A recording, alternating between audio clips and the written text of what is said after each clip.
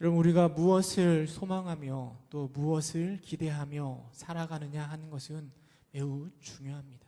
왜냐하면 그것들이, 우리가 소망하고 바라는 것들이 바로 우리의 모습을 변화시키기 때문입니다.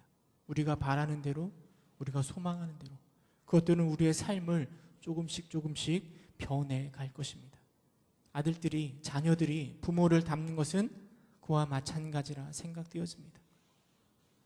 제가 하민이랑 같이 가면은요, 사람들이 완전 똑같다라고 이야기합니다. 저희 처형이 있는데 우리 하민이를 한번 안아주고서 저한테 뭐라고 하십니까? 우리 하민이를 알아봤는데 저를 꼭 안고 있는 것 같다고 그렇게 이야기를 하시더라고요. 여러분, 이 자녀들은 부모를 닮게 되어 있습니다.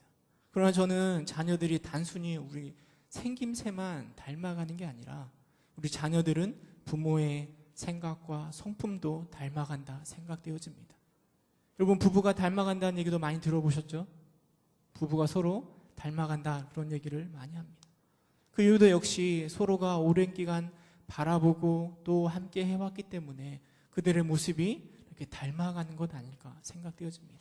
그냥 모습이 닮는 게 아니라 하는 생각들, 하는 성품들, 성격들이 이렇게 닮아가는 것 아닌가 생각되어집니다.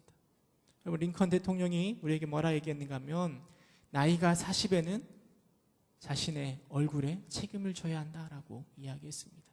저는 그 얘기도 역시 마찬가지라 생각되어집니다. 그냥 웃으면서 보내야 된다, 그런 얘기가 아니라 40세 살아오는 동안 우리가 무엇을 소망하고 무엇을 바라보며 무엇을 기대하며 살아왔는가가 우리의 얼굴 마음, 우리의 얼굴 가운데 드러난다는 것이죠. 그래서 링컨은 우리에게 40이 되면 우리 얼굴에 책임을 져야 된다라고 우리에게 말하는 것 같습니다. 오늘 여러분들은 무엇을 바라보며 무엇을 소망하시면서 살아가고 계십니까? 오늘이 벌써 12월 16일이더라고요. 올 한 해가 이제 보름 정도 남은 것 같습니다. 이 한 해 동안 우리가 무엇을 바라보고 소망하였는지, 또 돌아올 2017년에는 우리가 무엇을 기대하며 살아가야 할지 함께 말씀을 통해서 생각해 보고자 합니다. 우리가 읽은 본문의 내용은 어떤 사건인가 하면 불뱀 사건이 기록되어 있습니다. 애굽에서 탈출하여 저 가나안 땅으로 가던 이스라엘 백성들, 그리고 시간이 40년이 흘러서 이제 곧 가나안에 도착, 가나안에 들어갈 때가 다 되었을 즈음에 그때 이 불뱀 사건이 일어난 것입니다. 여러분들이 만약에 이스라엘 백성들이라면 그 40년 동안 그 무더운, 그 뜨거운 광야를 걸어왔다라고 생각해 보면 그 마음이 어떠할 것 같습니까? 40년 동안 광야를 뺑뺑이 돌 때 아마 저 같으면 이스라엘 백성들의 마음이 많이 지쳐 있을 것 같습니다. 물론 하나님의 은혜가 임한 건 사실입니다. 매일마다 만나가 내리고 메추라기와 또 불기둥, 구름기둥이 이스라엘 백성들을 인도하는 은혜가 그들 가운데 임하였습니다. 그러나 40년이라는 긴 세월들은 이스라엘 백성들로 하여금 조금씩 지쳐가게 하진 않았을까? 또 40년이 다 되었기 때문에 어쩌면 이스라엘 백성들은 이제 우리가 가나안에 들어갈 수 있을 것이라 라는 기대감이 있었을지도 모르겠습니다. 그런데 4절에 보니까요, 이렇게 이야기하고 있습니다. 우리 21장 4절 말씀 함께 읽어볼까요? 21장 4절 함께 읽겠습니다. 시작. 백성이 호르산에서 출발하여 홍해길을 따라 에돔 땅을 우회하려 하다가 길로 말미암아 마음이 상하니라. 백성의 마음이 상하니라. 여러분, 호르산에서 출발하여서 이스라엘 백성들이 저 가나안으로 들어가려고 하는데요. 호르산에서 가나안까지 가는 가장 빠른 길은 무슨 길인가 하면 에돔 땅을 건너가는 게, 그 땅을 거쳐서 걸어가면 금방 가나안에 갈 수 있습니다. 20장에 보면 그래서 모세가 에돔 왕에게 요청합니다. 우리 이스라엘 백성들이 너희들 땅을 지나가게 허락해달라라고 요청합니다. 아무것도 손대지 않고 혹여나 물이라도 먹으면 그 물값이라도 지불할 테니까 제발 너희 땅을 지나가게 해달라라고 요청하였습니다. 그런데 에돔 왕이 이를 거절했습니다. 절대 그렇게 할 수 없다라고 이야기하였습니다. 그리하여서 이스라엘 백성들이 저 가나안 땅을 앞에 두고 돌아서서 다시 그 길을 우회하려고 하고 있습니다. 근데 우회해서 걸어가는데 이스라엘 백성들의 마음이 그것 때문에 그렇게 상하였다라고 성경은 기록하고 있습니다. 이제 시간이 다 되었고 40년이라는 시간이 다 지나갔고 이제 곧 가나안에 들어가야 되는데, 그런데 가나안을 향하여 걸어가기는커녕 오히려 반대길로 걸어가야만 되는 그 상황 가운데 이스라엘 백성들은 그 마음이 상하였다라고 말하고 있고, 그 마음이 우리는 충분히 공감이 되는 것 같습니다. 여러분, 올 한 해를 한번 좀 돌이켜 보시기 바랍니다. 혹시 이스라엘 백성들처럼 이렇게 마음이 상한 적이 없으십니까? 마음이 상한 적이 없으십니까? 저는 개인적으로 마음이 크게 상할 때가 언제였는가 하면, 물론 올해 이야기는 아니지만 제가 대학교 졸업할 때 이렇게 마음이 상했던 것 같습니다. 무엇으로 상했는가 하면, 사실 제가 대학교 졸업할 때 제가 처음부터 목사가 되고자 하는 마음이 있었던 건 아니거든요. 목사가 되고 싶은 마음은 전혀 없었습니다. 그런데 대학교 졸업할 때쯤에 자꾸만 그 부담감이 생기는 겁니다. 혹여나 내가 신학교에 가야 되는 건 아닌가라는 부담감이 계속 생기더라고요. 저는 정말 가기 싫었거든요, 신학교에. 정말 어떻게 해서든지 그 길을 안 가려고 하고 있었는데, 자꾸 그 부담감이 생겨서 졸업할 때쯤에 그게 굉장히 갈등이 심했었습니다.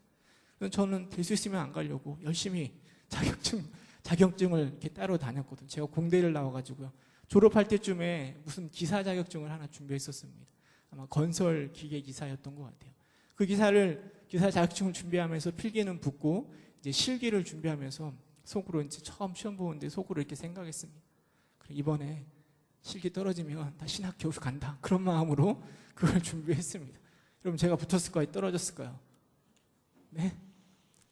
시험을 보는데요. 그게 제 오토캐드인가? 그걸로 이렇게 무슨 도면을 그리는 거였습니다. 도면을 물론 실력이 부족했겠지만 딱 그리려고 컴퓨터 앞에 딱 앉았는데, 제가 쓰던 컴퓨터는 이렇게 자판이 컸는데, 그날 그 시험 보는 그 컴퓨터는 자판이 조그만 해가지고 잘 눌러지지도 않더라고요.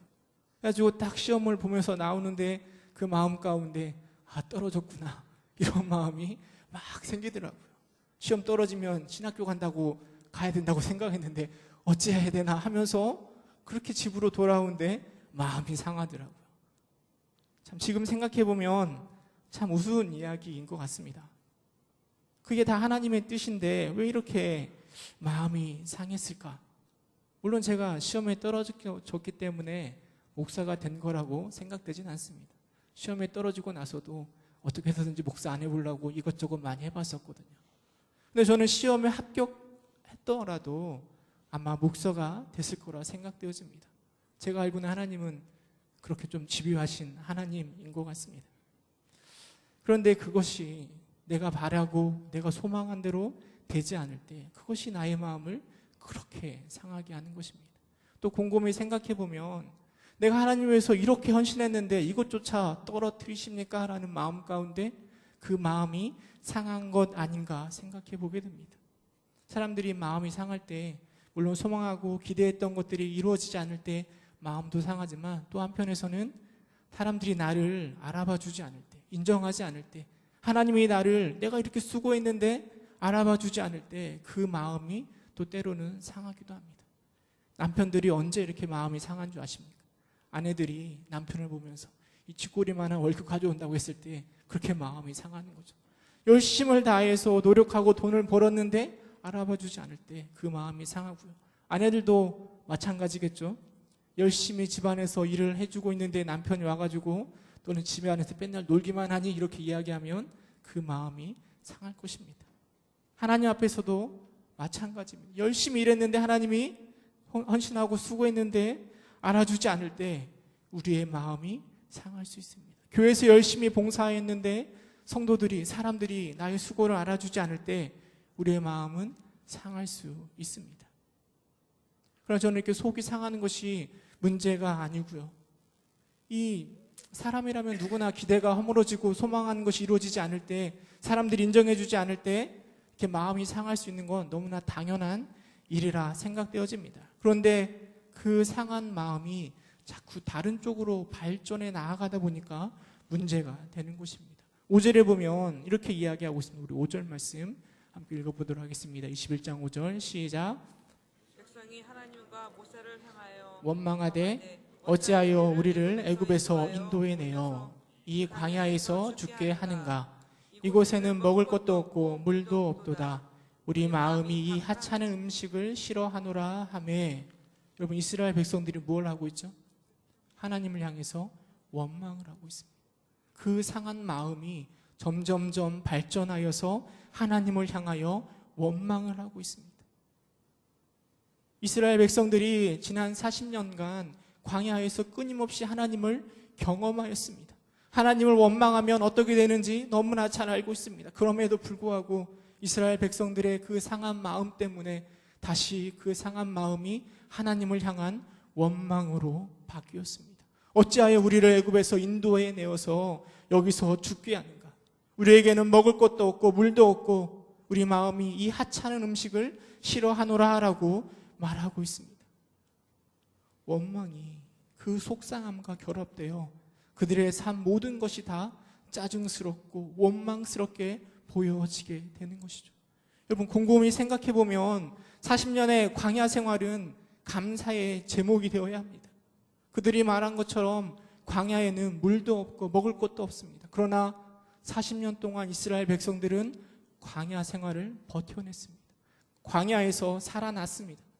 그것이 가능한 것은 시시때때로 하나님이 먹을 것을 주셨고 물을 주셨고 보호해 주셨기 때문에 가능한 것입니다. 여러분, 광야에서 가장 큰 은혜의 상징이 무엇인가 하면 매일 아침마다 내리는 만나였습니다. 만나는 감사의 제목이고 그들의 기쁨의 제목이었을 것입니다. 그런데 그들이 그 마음이 상하고 원망함 가운데 그 만나를 뭐라고 이야기하는가 하면 하찮은 음식이라고 표현하고 있습니다. 은혜의 상징이 마음이 상하고 원망 안에 갇혀서 하찮은 음식이 되어버린 것입니다. 원망은 이처럼 은혜로 바라보지 못하게 합니다. 감사의 제목들을 제대로 읽어내지 못하게 하는 것이 바로 원망이고, 또 원망은 더 나아가서 이런 어리석음으로 나아가는 것입니다.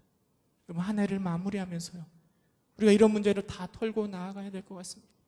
혹여나 우리의 마음이 상함으로 인하여서 그것이 원망으로 발전하고 그것이 영적인 우둔함으로 발전해 나아가서 감사의 제목들을, 기쁨의 제목들을, 은혜의 제목들을 제대로 바라보지 못하는 건 아닌지 우리의 모습을 점검해 보아야 할 것입니다.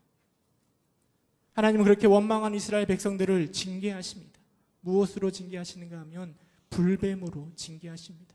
6절에 보면 여호와께서 불뱀들을 백성 중에 보내어 백성을 물게 하심으로 이스라엘 백성 중에 죽은 자가 많은지라 라고 이야기합니다. 하나님께서는 불뱀을 통하여 그들을 징계합니다. 이 불뱀이라는 단어가 원래 불에 태우다라는 말에서 유래했다고 합니다. 그러니까 그 불뱀에 물리면 그 독으로 인하여서 마치 사람이 불에 탄 듯한 느낌을 받기 때문에 불뱀이라고 이야기하였고, 성경은 그 불뱀을 통하여 하나님이 이스라엘 백성들을 징계하고 계시는 것을 기록하고 있는 것입니다. 하나님이 이스라엘 백성들을 징계하는 모습을 곰곰이 생각해 보면 조금 일관성이 없는 것 같습니다. 특별히 이 시내산을 기점으로 확연하게 달라집니다. 시내산 도착하기 전에 이스라엘 백성들 여전히 하나님께 원망했습니다. 근데 하나님께서는 그때는 이스라엘 백성들이 원망할 때마다 다른 것 아무것도 안 하시고요, 그냥 그대로 그들이 바라는 대로 다 해줬습니다. 홍해 앞에 섰을 때, 물이 없을 때 하나님은 홍해를 갈라주셨고 쓴물을 단물로 만들어 주셨고 만나와 메추라기를 주셨고 반석에서 물을 내어서 그들의 목을 죽이셨습니다. 아무 이유 없이, 아무 조건 없이 그들이 원망함에도 불구하고 그들의 모든 것들을 이루어 주셨습니다. 그런데 시내산 이후부터는 하나님께서 그들이 원망할 때마다 이스라엘 백성들을 징계하십니다. 디베라에서 타는 불 가운데 불로 그들을 징계하십니다. 큰 재앙으로 그들을 징계하십니다. 여러분, 40년의 광야 생활도 그들의 징계 중에 하나 아니겠습니까? 똑같은 백성인데 왜 하나님께서 이스라엘 백성들을 다르게 이렇게 징계하시고 다루실까요? 저는 개인적으로 하나님이 이스라엘 백성들을 향한 기대치가 변했기 때문이라 생각되어집니다. 애굽에서 금방 나왔을 때는 이들이 아무것도 모릅니다. 하나님이 누구신지, 하나님 어떤 분이신지도 모릅니다. 그냥 원망만 하고 있습니다. 그럴 때 하나님은 그들을 안아주십니다. 아무 조건 없이 원망 가운데 그들의 모든 원망의 이유들을 다 해결해 주십니다.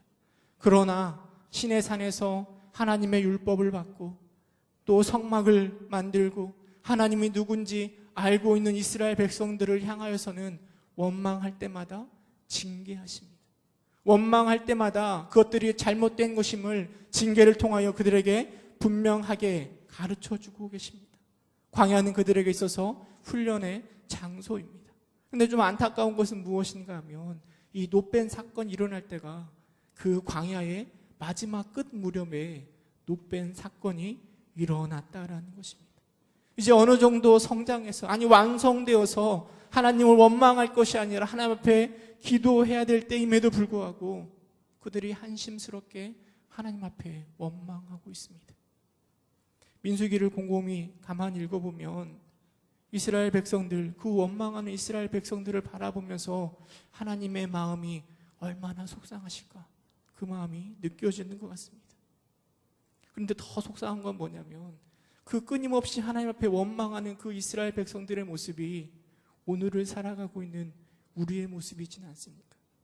이제는 좀 하나님의 은혜를 좀 깨달아 알고 원망할 것이 아니라 하나님 앞에 감사하며 기뻐하며 나아갈 법도 한데 여전히 은혜가 넘치고 감사의 제목이 넘침에도 불구하고 조금만 틀어지면, 조금만 마음이 상하면 하나님 앞에 원망하고 있는 우리의 모습 때문에 더 속이 상하는 것 같습니다. 그래도 40년의 세월이 허송 세월은 아닌 것 같습니다. 하나님께서 징계를 내리시자 이스라엘 백성들의 반응이 무엇인가 하면 7절을 보니까요, 백성이 모세에게 이르러 말하되 우리가 여호와 당신을 향하여 원망함으로 범죄하였사오니 여호와께서 기도하여 이 뱀들을 우리에게서 떠나게 하소서. 모세가 백성을 위하여 기도하였다라고 기록하고 있습니다. 하나님의 징계 가운데 그 신앙을 놓아버리는 것이 아니라 하나님의 원망을 끊임없이 더 키워가는 것이 아니라 회개하며 하나님 앞에 용서를 구하고 있습니다. 그리고 모세에게 우리를 위하여 기도하라라고 요청하고 있습니다. 이렇게 죄를 고백하고 용서를 구하는 이스라엘 백성들을 향하여 하나님이 하신 말씀이 몇 절인가 하면 8절입니다. 우리 8절 말씀 함께 읽어보도록 하겠습니다. 8절 함께 읽겠습니다. 시작.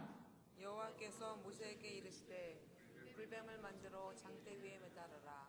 물린 자마다 그것을 보면 살리라. 하나님께서 모세에게 뭐라고 명하시는가 하면 노수로 뱀을 만들어서 장대에 매달라라고 이야기합니다. 그리고 그것을 보면 살리라라고 모세를 통하여 이스라엘 백성들에게 말씀하십니다. 하나님의 방법은 참 우리의 상상을 초월하는 것 같습니다. 하나님이 이스라엘 백성들을 용서하시기로 작정하셨으면 그냥 아파서 막 누워있을 거 아닙니까? 뱀에 물린 사람들이 불에 타는 듯한 그 아픔 가운데 누워있을 것인데 그냥 하나님이 은혜를 주셔서 그냥 낫게 하시면 될 텐데 굳이 장대에 노뱀을 달라라고 명하십니다. 그리고 그것을 바라보면 어떻게 된다고요? 살아날 것이라 라고 말씀하고 계십니다. 이스라엘 백성들이 진을 칠 때 무엇을 중심으로 진을 쳤는가 하면 성막을 중심으로 진을 쳤습니다. 성막을 중심으로 레위 지파가 그 주위를 둘러싸고 있고요. 그리고 다른 지파들이 동서남북을 다 이렇게 삥 둘러서 진을 치고 있습니다. 여러분, 모세가요 장대를 달았을 때 어디다 달았겠습니까? 성막 주변에 한가운데 달았지 않겠습니까?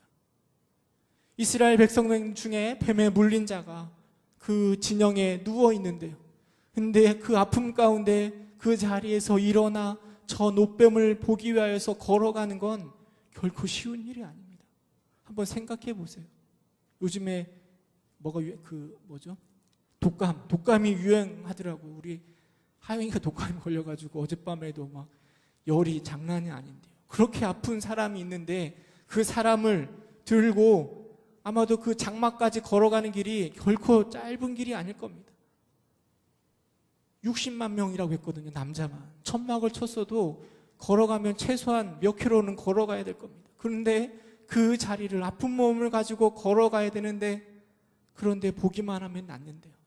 물론 우리는 믿음의 눈으로 바라보니까 가기만 하면 낫겠지라고 상상할 수 있지만, 누워있는 사람 입장에서 생각해보면 거기를 털고 일어나서 그 자리까지 걸어가는 건 결코 쉬운 일이 아닐 겁니다. 근데 하나님께서는 그 일을 이스라엘 백성들에게 요청하고 계십니다. 왜 그런 일을 요청하셨을까요?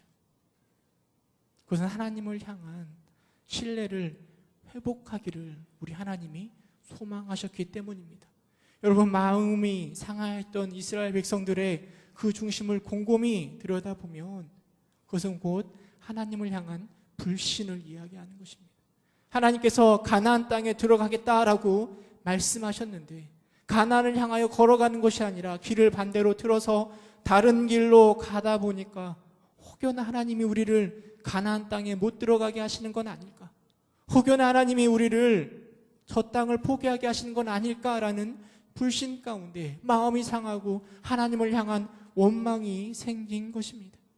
그런데 하나님께서는 그런 불신하는 이스라엘 백성들을 향하여서 하나님을 온전히 신뢰하기를 소망함 가운데 몸이 불편함에도 불구하고 그 하나님을 신뢰함으로 그 노뱀이 달려있는 장대까지 나오기를 하나님이 기대하고 계시는 것이죠. 몇몇 사람들은, 몇 명이 될지는 잘 모르겠지만 몇몇 사람들은 하나님을 신뢰함으로 그 자리까지 나왔을 것이고 그리고 하나님의 은혜를 경험하였을 것입니다. 그러나 하나님을 신뢰하지 못하였던 사람들은 노뱀을 보기 위하여서 나오지 않았을 것이고, 여러분 그 사람은 어떻게 됐을까요? 네, 아마 도구로 인하여서 죽어갔을 것입니다. 여러분들은 하나님을 신뢰하고 계시죠? 신뢰하고 계시죠? 네, 마음이 상하였더라도, 때로는 우리가 원망 가운데 있을지라도, 징계 가운데 놓여 있을지라도 여러분 그 자리에서 빠져나올 수 있는 유일한 길은 하나님을 향한 신뢰를 회복하는 것입니다. 신실하신 하나님을 향한 신뢰는 우리로 하여금 더 큰 하나님의 은혜를 경험하게 할 것입니다. 여러분, 모세가 높이 단 그 노뱀은 우리에게 더 많은 것을 보여줍니다. 그냥 신뢰 회복뿐만 아니라 우리에게 예수 그리스도를 보여줍니다. 예수님께서는 모세가 든 노뱀을 언급하셨는데요. 요한복음에 보면 당시에 니고데모라는 사람은 예수님 앞에 나옵니다. 어떻게 하면 내가 영생을 얻을 수 있습니까? 라는 질문 가운데 예수님께서 뭐라 말씀하시는가 하면 요한복음 3장 14절에 이렇게 말씀하십니다. 요한복음 3장 14절 읽어볼까요? 함께 읽겠습니다. 시작. 모세가 광야에서 뱀을 든 것 같이 인자도 들려야 하리니. 거듭남에 대해서 전혀 이해하지 못하는 니고데모에게 모세가 광야에서 뱀을 든 것 같이 인자도 들려야 하리니라고 이야기하고 있습니다. 이 예수님의 말씀이 어떤 이야기인가 하면 불뱀에 물려 죽어가는 이스라엘 백성들이 살아나기 위해서 모세가 장대에 매단 노뱀을 보아야 하는 것처럼 그 노뱀을 달게 하신 하나님이 이제는 노뱀을 대신해서 인자를 달겠다라는 이야기입니다. 여러분, 인자가 누구시죠? 바로 예수님이십니다. 예수님이 우리를 대신하여서, 우리의 죄악 때문에 우리를 대신하여서 십자가를 짊어지실 때, 그리고 그것을 믿음으로 바라볼 때 우리 가운데 노뱀에, 이 불뱀에 물린 자들이 나음을 받은 것처럼 우리들도 그 죄악 가운데 나음을 입을 것이라 라고 이야기하고 계시는 것이죠.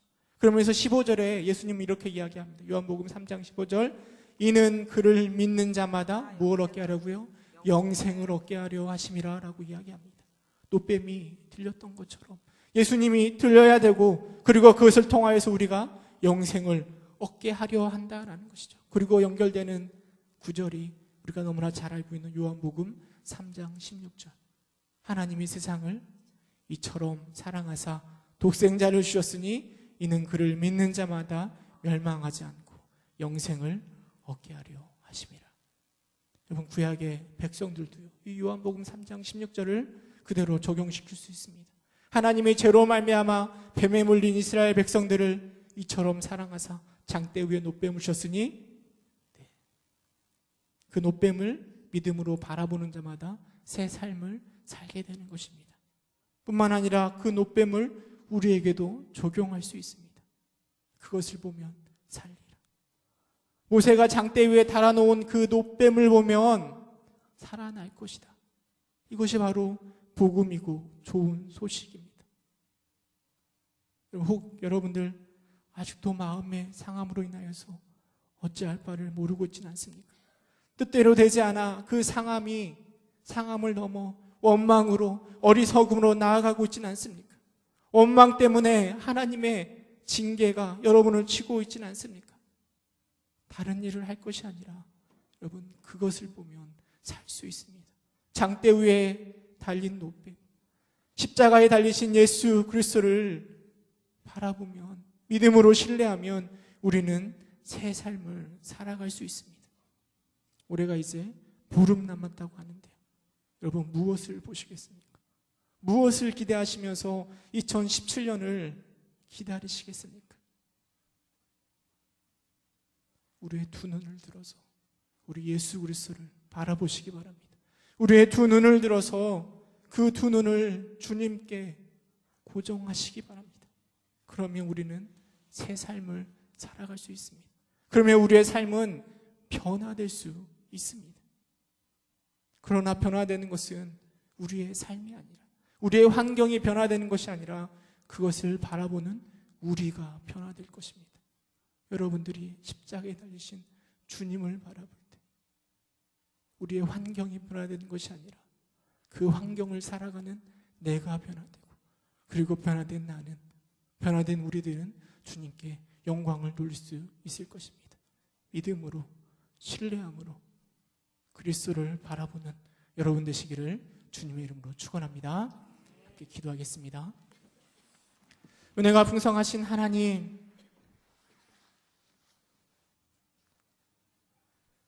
마음의 상함으로 인하여서 하나님 앞에 원망하고 있는 그 귀한 만나조차도 하찮은 음식이라고 대하고 있는 그 이스라엘 백성들의 모습이 우리의 모습임을 고백합니다. 하나님, 우리가 어리석어서 환경만 바라보고 있고 주님 바라보지 못함을 회개합니다.